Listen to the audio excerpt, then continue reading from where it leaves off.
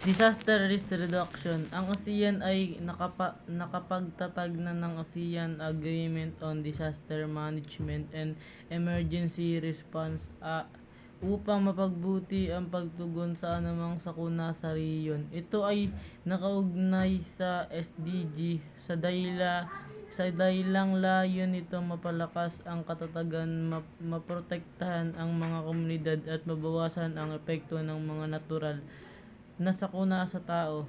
Pagtutulungang regional kaugnayan ng enerhiya.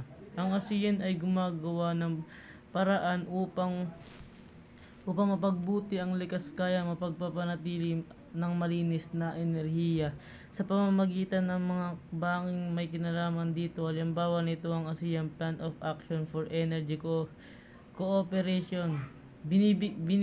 Binibigyang halaga nito ang enerhiyang renewable, pagkakaroon ng mainam at sapat na enerhiya at pagkakamit ng malinis na enerhiya na nakaambag sa SDG 7, ang malinis at abot kayang enerhiya, kolaborasyon at dialogo partner. Nakikipag-ugnayan din ang ASEAN ng oportunidad para sa pagbabahagi ng kaalaman, paglilinang ng kapasidad at mobilisasyon na mapagkukunan upang masuportahan ang implementasyon ng SDGs. Mahalagang maunawaan na ang antas at implementasyon ng mga nabanggit na proyekto ay nagkakaiba sa iba't ibang kasapi ng organisasyon sa dahilan mapagkakaiba rin ang prioridad ng bawat bansa. Gayunpaman, ang pagsisikap at pagtutulungan ng mga bansa sa ASEAN ay nakakaambag sa pagsulong ng likas kayang pag-unlad sa Timog Silangang Asya. Makakbangin ng mga bansa sa Timog Silangang Asya kaugnay ng likas kayang pag-unlad sa Timog Silangang Asya. Abala ang bawat pamahalaan sa pagsama ng SDG ay sa mga patakaran upang makamit hindi lamang ang pambansang pang-unlad kundi ng regional na layunin nito. Bilang isang popular na destinasyon ng turismo, kinikilala rin ng Thailand ang kahalagahan ng pagpapanatili ng turismo sa bansa para sa patuloy na pag-unlad ng ekonomiya at pangkapaligiran konserbasyon sa kanilang Tourism Development Plan 2023-2027. Patuloy na isinasagawa ng mga bansa ang kandidatong pangunahing wellness destination ang Thailand. Binigyang diin din ng Thailand ang pagpapaunlad ng ekonomiya kung kaya't iniugnay nito ang mga plano sa SDG, disenteng trabaho at paglago ng ekonomiya at SDG 9, industriya, pagbabago at infrastruktura. Sa puntong ito, ang pamahalaan ng Thailand ay nagtalaga ng mga programa makapagsusulong ng inobasyon, entrepreneurship at pagpapanatili ng industriya na nakapokus sa teknolohiyang digital at enerhiyang renewable.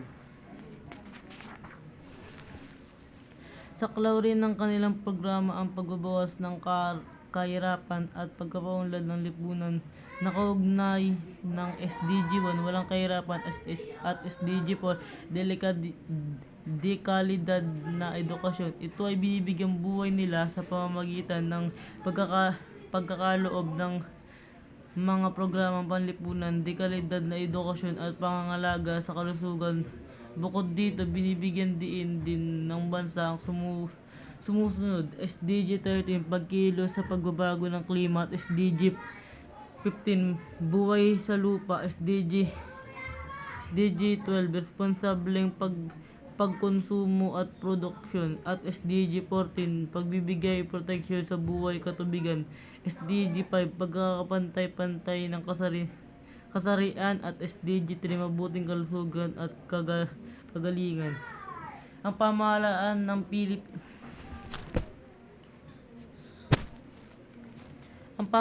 ng Pilipinas ay naglinang ng ambisyon natin 2040 Philippines Development Plan 2017-2012 at Philippines Development Plan 2023-2028 na nagsilbing plano ng bansa para sa pag-unlad.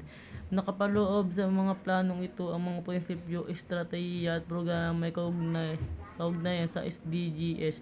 Dahilan sa lantad ang bansa sa mga kalamidad at natural na sakuna. Bukod sa climate change, binigyan halaga ng pamahalaan ang SDG 13, pagkilos sa pagsisikap ang isinasagawa ng bansa sa pagpapahusay ng katatagan ng mga pasilidad at iba pang bagay kaugnay ng klima, pagsusulong ng programang may kinalaman sa enerhiyang renewable, pagpapatupad ng mga planong nakakatulong sa pagpapanatili ng kaayusan sa mga lungsod at pagpapabuti ng disaster risk reduction at management. Patuloy ring isinasagawa sa bansa ang iba't ibang programa para sa proteksyon na mahihirap at iba pang mahinang pangkat. Kasama sa programang ito ang pagkakaloob ng conditional cash transfer, health insurance, education assistance at livelihood support. Ang sumusunod ay ilan pa sa pinagtutuunan ng pansin ng Pilipinas kaugnayan ng SDG 2, walang nagugutom; SDG 12, responsableng pangkonsumo at produksyon; SDG 3, mabuting kalusugan at kagalingan; SDG 7, abot kaya at malinis na enerhiya; at SDG 13, pagkilos sa pagbago ng klima, kasama ang SDG 9, industriya, pagbabago at infrastruktura, na tumutugon sa implementasyon ng programang Build na nakapokus sa mga proyektong infrastruktura upang mapahusay ang linya ng transportasyon, supply ng tubig at digital connectivity.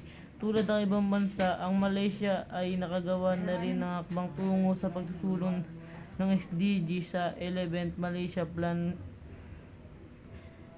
11MP 2015 to 2020.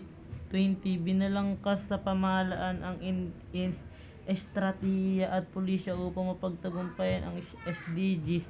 Saklaw ng planong ito ang matinding paglilinang ng sumusunod na sektor, pagwakas sa kahirapan, pagkakaloob ng deligid na edukasyon, abot kayang